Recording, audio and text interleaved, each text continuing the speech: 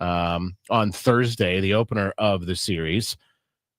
But ultimately, it's not enough consistently. It's not enough consecutively, is what I meant to say that time. Not enough consecutively offense.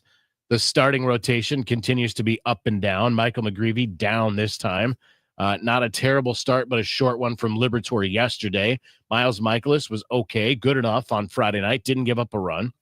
So it's just the inconsistencies again with this team.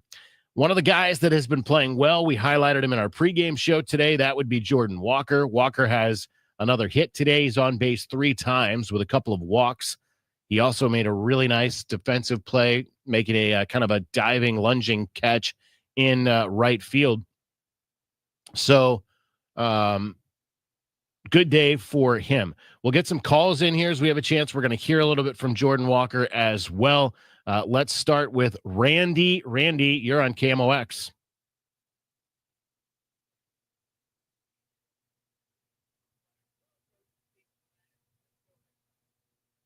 Yeah, I appreciate it, Randy. Unfortunately, they don't tell us those things. They don't give us a heads up, but I think those are 3 guys that I would imagine.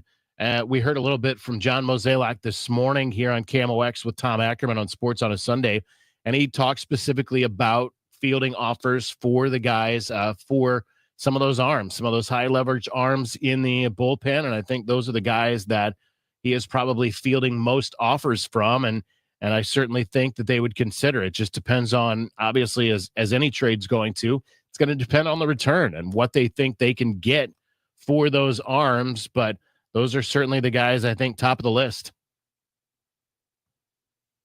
Thank you, Randy. Appreciate the call. Let's go to Chris. Chris is next on the Extra Innings Show. Chris, go ahead.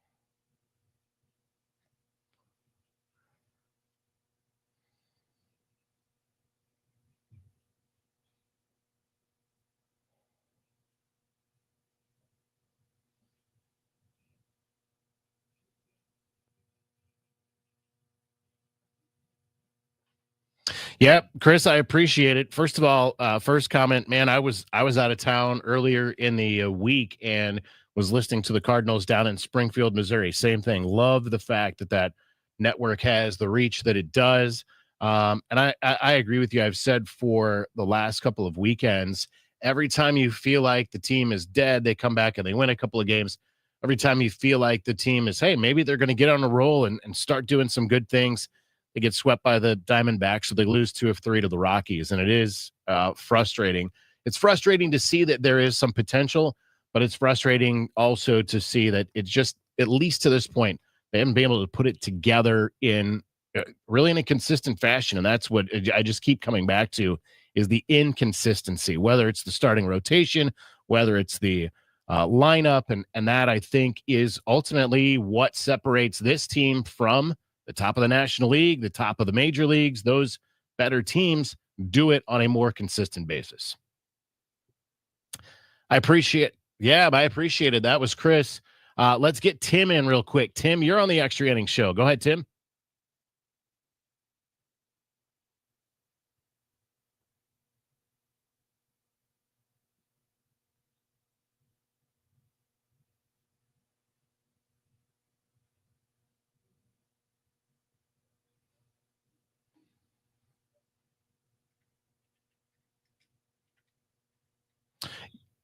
Yeah, no, I appreciate that very much. That's a good question. Good points made right there. Walker, I think has done much better. We've talked about him in the pregame show how well he has done since coming back after the All-Star break. And he's been very, very good, hitting 303 coming into today since the break. He had another hit, was on twice with walks. You're right, Pages is not delivering much for you the from the catching standpoint, and that is, I think that's been a kind of a theme, right? They originally brought in Wilson Contreras because they wanted some offense out of the catching spot. He did not last very long behind the plate as that sort of heir apparent to Yadier Molina. Now his offense has been great. It's been great since he's been here, but obviously now he is your first baseman. So you ask about Jimmy Crooks, just a quick look there as far as what Crooks has done this year in 75 games. At Memphis, he's hitting 262. He's got a 752 OPS this year. And that's really where he's at as far as that goes. I was trying to take a look at his game log here, and it just wasn't coming up because let's see. Yeah, he's playing just about every day for Memphis. He was 0 for 3 earlier today against Gwinnett. A couple of strikeouts in the game, but I just don't know that that he's ready to come and take over. I'm not saying that that's not going to be a chance, and certainly he's going to get some looks when you get into the spring. But yes, I agree with you that that catching spot will be something that the Cardinals will look at going into 2026. Thanks, Tim. Okay, how about Jerry? Jerry, you're up next.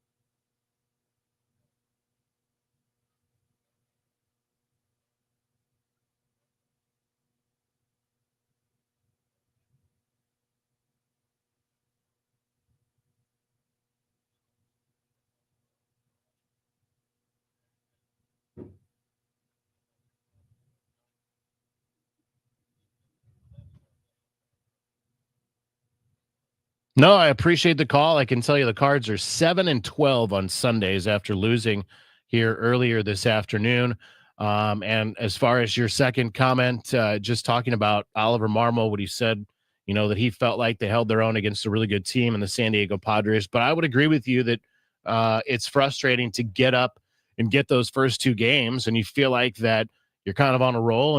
And as you said, they were a game and a half out of the wild card. It's again another opportunity to take two more steps, and they end up falling back two more steps. And I think that just kind of echoes what we've been saying about the inconsistencies with this team. And it has happened more often than not this year that every time you think maybe there's a little build in momentum. Chris mentioned it, and we've talked about it. You get to that June 29th day when they swept Cleveland. They were 9 over, 2.5 out of first.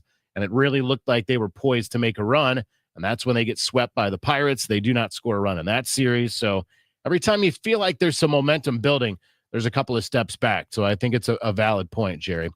Let's take a break here. We'll come back. We'll continue to get some more in.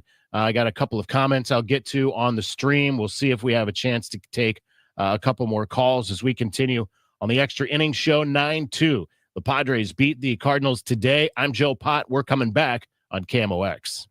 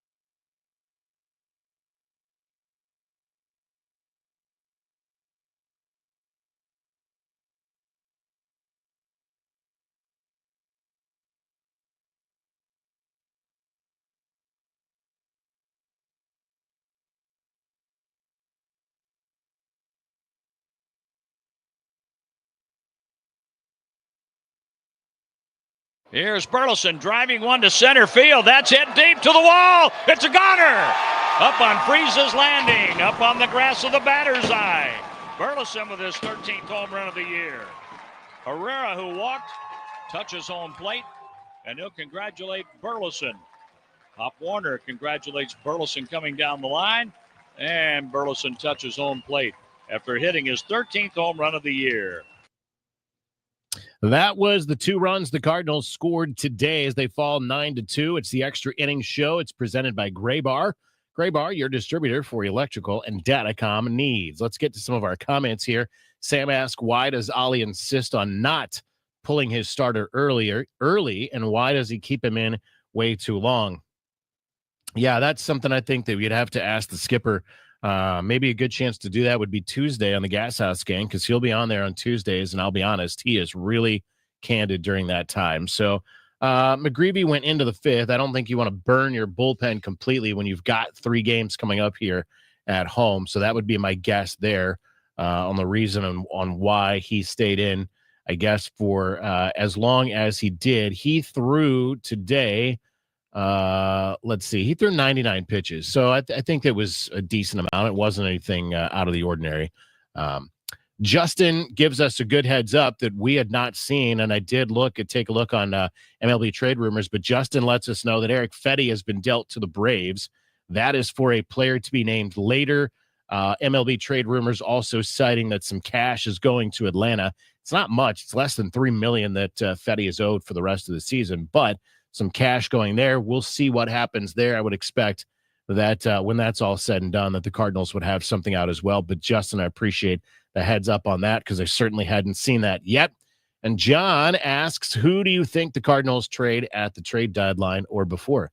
Well, I think they'll trade Eric Fetty. Haha. Just kidding, of course, because they did just apparently move Eric Fetty.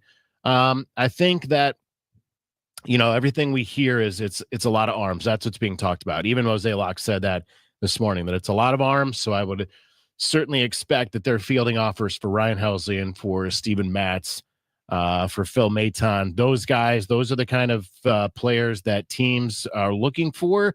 They're who they are trying to acquire, especially teams if they are in the running, if they are in contention, and they're trying to get to the postseason. Now, that said, I think that anybody is probably on the table. Most anybody is probably on the table. It all depends on the return, and it depends on, what the value is placed on that player going out. So how valuable is that player going out to a team, and how valuable is what they are offering to the Cardinals? I mean, that's just that's the basics there. Justin asked, the Cardinals offense have not played very good at the plate since the All-Star break. Not at all, Justin. That's worthy. They were really beat up at Arizona in that 3-game series. They couldn't win 2 out of 3 at Colorado, and a team that's going to be one of the worst in baseball history. And of course, we saw it here the last 2 days. They have scored a grand total of 3 runs in the 2 games against San Diego. So again, I keep going back to it. I sound like a broken record. It's the inconsistencies. That is what has hurt this Cardinals team this year. They'll have a couple of games where you feel good about what you're seeing. And I've said it, the word I use, when they're good, they're relentless. They'll pile up a couple of hits in a row in an inning. They'll score 3 runs in an inning. They'll keep going a couple of innings at a time. But when they're not, they're quiet. And when they're quiet, they're oftentimes non-existent. It feels that way sometimes. It feels that way in a game like today. When they managed just 6 hits, they only scored the 2 runs on the home run. Last night, they scored a run on 3 hits. Paul is not keen on John Mozeliak, which we have heard, obviously, fans say, but understand that he's on his way out as it is. Chaim Bloom's going to be taking over this team. I don't know that that it's as bad as Paul thinks it is with John Mozeliak, but you're entitled to your opinion. We appreciate that. Want to tell you that Chesterfield Fence and Deck, What's on Deck, is brought to you by Chesterfield Fence and Deck. The sign you have the very best, ChesterfieldFence.com. What's on Deck is 3 with the Miami Marlins. It starts tomorrow night at 6:45 with the pregame show hitting at 5:50 tomorrow. It'll be Andre Palante for the Cards. He's 5-7 with a 4.91 ERA against Edward Cabrera for the Marlins. He's 4-4 with a 3.48 ERA. Again, 6:45 first pitch tomorrow, Tuesday, and Wednesday.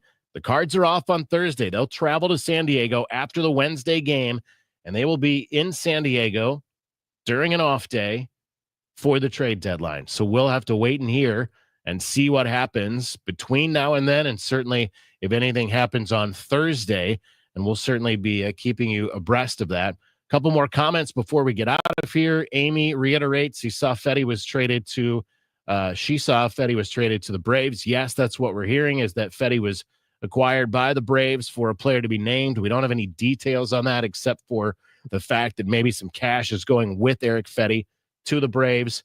So if there are any details to come, certainly we'll have it for you on KMOX and on KMOX.com. We'll keep you up to date with anything that we hear, but we have not heard anything confirmed by the club yet, just hearing it from a couple of outlets. MLB Trade Rumors, Fansided, have said that Eric Fetty has been dealt to the Braves. So first of the dominoes perhaps falling. Sam says only 3.5 back if we take 2 of 3 versus the Marlins and then take 2 of 3 versus the Padres. We can be right there in the race. Sam, that's true, but I'll go back to it. It seems like this year, when you feel like this team is getting some positive momentum, they take the 2 steps back. Keep in mind, they were just a game and a half out of the wild card going into last night, and they dropped the last 2 in the series to the Padres, and you find yourself trailing by a bunch more and by more folks, behind more teams in that wild card race. Jeremy gives a shout out to the St. Louis Slam, who are champions of their league again. They have won. They won yesterday in Canton, Ohio. I think they beat DC. So thanks, Jeremy, for the shout out for the Slam national champs again. Thanks to everybody for getting in. Thanks to the comments. Thanks to the calls. Big thanks to the voice of the Cardinals, John Rooney, to Rick Horton, to Mike Claiborne, to Jim Jackson here in the booth, Kyle Sixta working in the booth, but also working hard in the clubhouse to get us the audio. Drew Young keeping us in line, on time, all day long. I'm talking all the way back from the start of sports on a Sunday morning all the way through this afternoon. So big thanks to Drew Young for all of that. I'm Joe Pott, and I will talk to you down the road. Keep it here on your home of the Cardinals, 104.1 FM, KMOX.